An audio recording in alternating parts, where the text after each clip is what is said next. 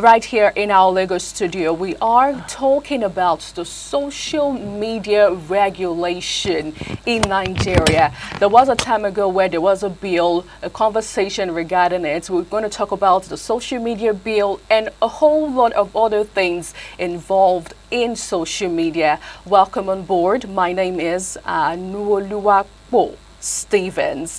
And this morning, joining me, I have an amazing personality here with me in the studio. How are you doing?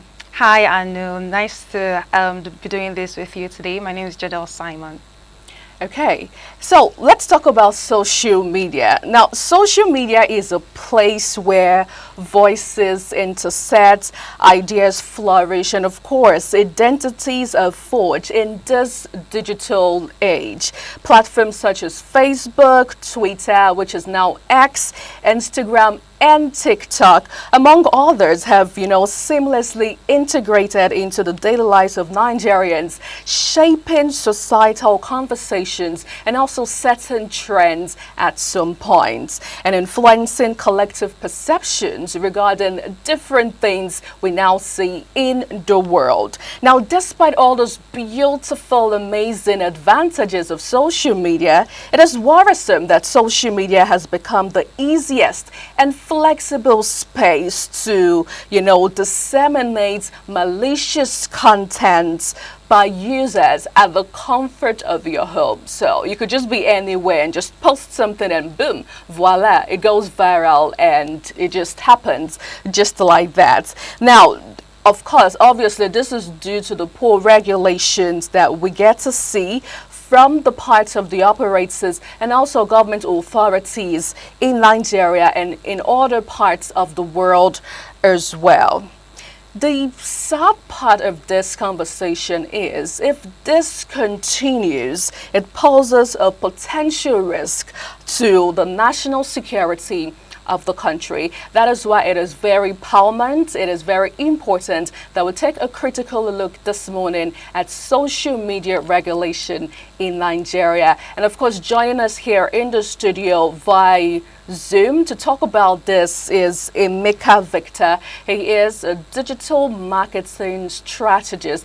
He joins us virtually this morning. Good to see you, Emeka. Good morning. Good to see you. Good morning. How are you doing today? I'm very well, and it's so good to be with you on the studio today.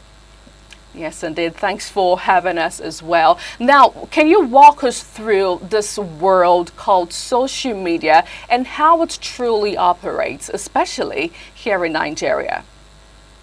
Okay. Social media is a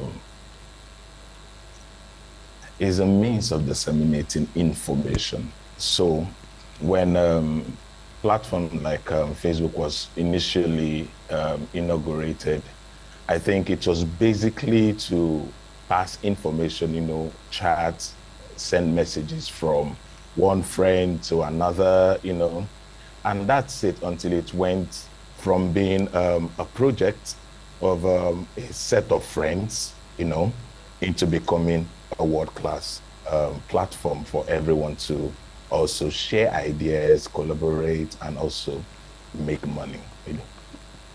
Not until people started using the social media platform as a means of also defrauding, passing false information, pranks, and every other thing that led to the, recent regulation by the government and every other thing. But be it all, social media is a very, very safe space for business to business, business to customers, information, and basically, how do I put it? To make friends.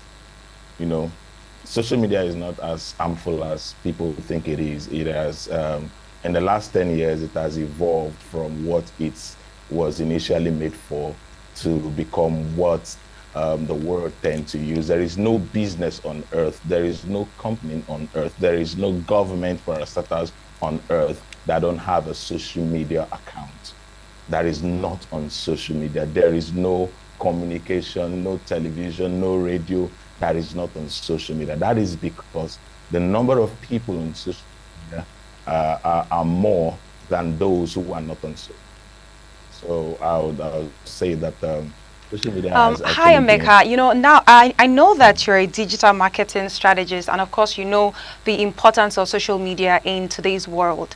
However, we can't talk about the possibility of social media being regulated by the government without without analyzing the positive impact and the negative impact that it might have on the society or on us as a nation. So I would like for you to, tell us what are some, positive what are some positive impacts that you think that if social media is regulated by the government, it's going to have in the society? Because I mean, countries like China and Uganda are already, practicing this. So please tell us what you think, how you think that this might equally be of benefits to the country.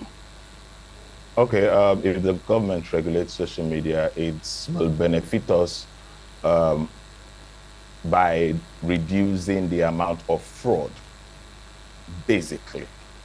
So when we talk about fraud, we are not only talking about the part where people defraud It's each crazy. other, and Guests. no, fraud goes beyond the Yahoo and the rest of them.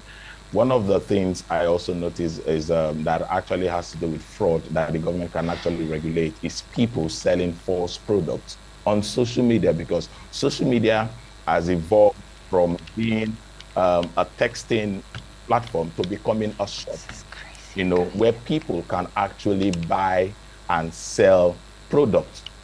And a lot of people have been selling fake products. In fact, should I say product that they don't have.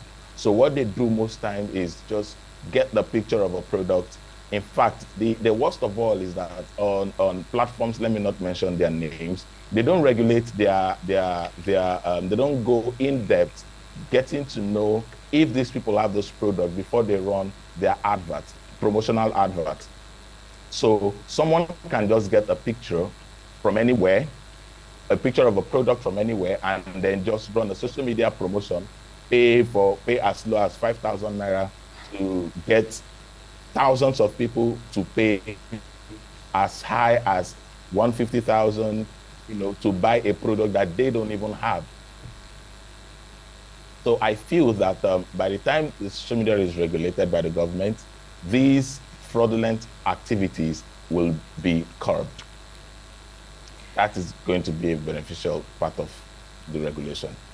Right. Okay, Emeka. So, in recent times, we've seen different drama, twists, and other things happen on social media. Just recently, we saw the shenanigans happen between Very Dark Man and Bobrisky, including the Falano family. And then the most recent one we saw recently, I mean this week on social media, was the case of Burner Boy and of course Speed Darlington as well. Can you take us through the difference? I feel like there's a slight difference between, or there's this thin line between free speech and going across your boundary and cyberbullying and also defamation of character as well. So can you run us through that?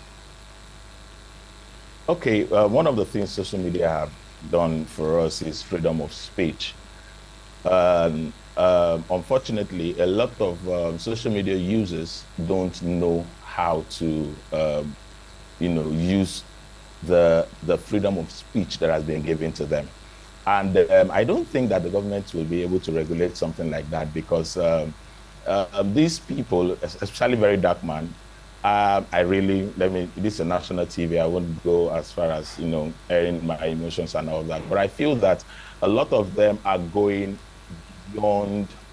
There are certain things that don't come out to, like we say, national TV. You don't wash your dirty linens outside.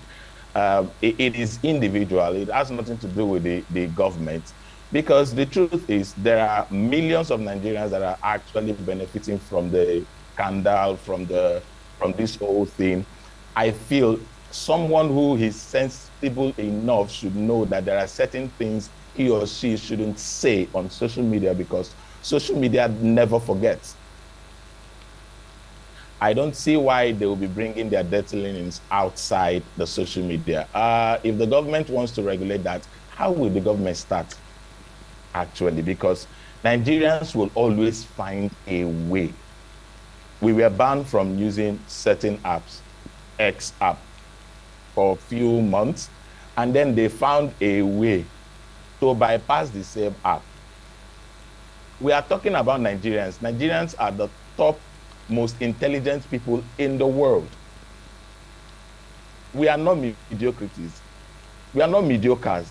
We are very intelligent. So I feel that it has everything. Okay, for example, let's take Bobrisky's case for an example. Bobrisky was caught spraying money in a party. Where was it gotten from? Social media.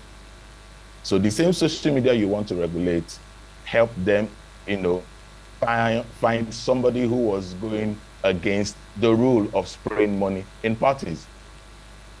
And then he was arrested. So the same social media you want to regulate is actually helping a lot of policemen catch thieves. How was Hush Puppy caught? Social media. So let's say it this way. If they want to regulate what people say, if they want to regulate the fracas that comes with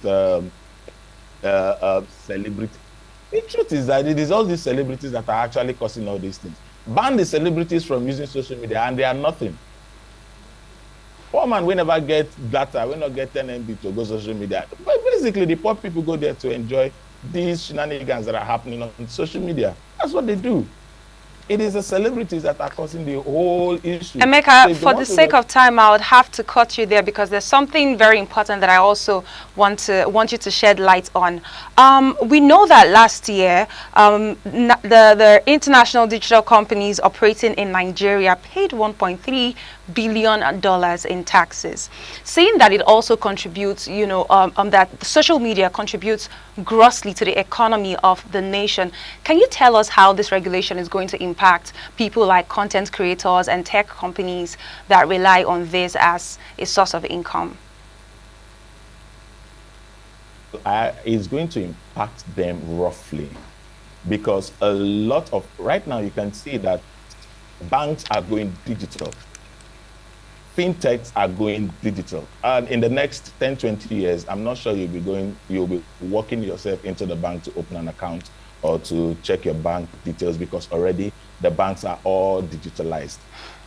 If this regulation plays out, a lot of content creators will go out of business. A lot of fintechs will go out of business.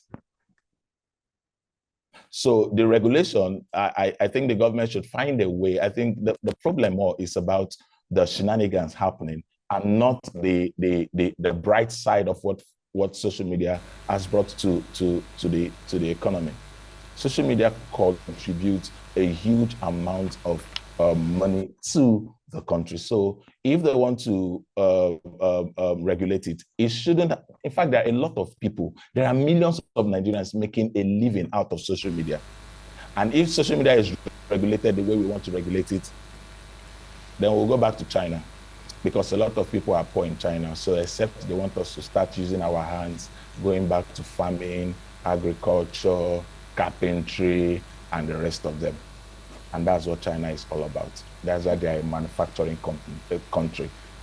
Interesting. So during the course of the conversation, you said something that was really striking. The fact that you said social media never forgets. And I feel like we should emphasize on it pretty much well, because there's also another adage that says social media is now the new CV. Gone are the days where companies would ask you, can I have your CV on? All they have to do is just go on social media, go online and see all of your digital footprints to know who you really are. Now the question is, how important is it for Gen Zs, millennials to be careful of what you share online? It is very important because right now, even for you to social media, your social media handle is part of the interview you will present when you get to the embassy. before your visa is handed to you. So I got to know this, I think it was 2020 when a friend of mine traveled, and then he said, bro, they asked me my social media handle and then they perused. In fact, it's going to be in split of seconds. All they just need, it is all digitalized now. All they just need is just just type, it's called keyword search. They just search some vulgar words on your platform and they will see if you wrote anyone, if you posted anything that has to do with violence, defamation. And once they see a slight of it, no visa for you. And you are banned from entering any country. It is that important.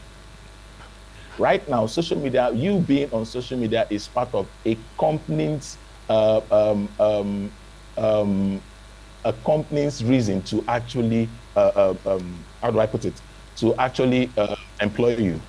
So 2021, I had an interview with a TV station, and the first thing they asked me was, how many followers do I have on Instagram? How many followers do I have on Facebook? And that's because my social media is going to also be, when they employ you, they employ your social media. So it means that you will also be posting part of their of your work ethic, your work on social media. You will have to be their advertiser. You will have to tell your community what you do, where you work, and so on and so forth. So social media is part of your curriculum vitae, is your CV. Be very careful. People, a lot of people are loud-mouthed, and that is how their hands are too. So they just type, they just wake up one morning and because you feel your future has nothing, and then it's free to air. You have a freedom of speech. Yes, you have freedom of speech until you are ready to leave the country. You have freedom of speech until you are looking for the next job opportunity. And then you will know that social media is very important.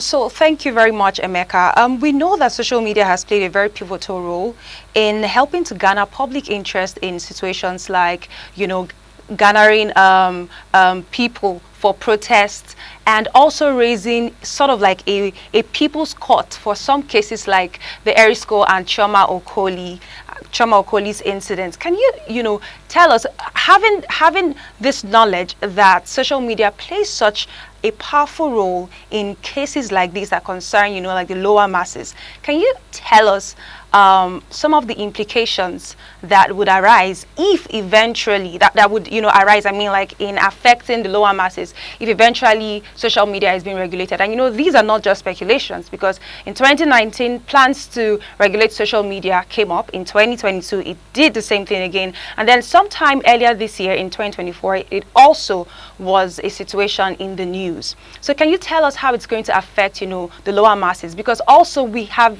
seen that social media has been used to hold the government accountable as well. So walk us through that.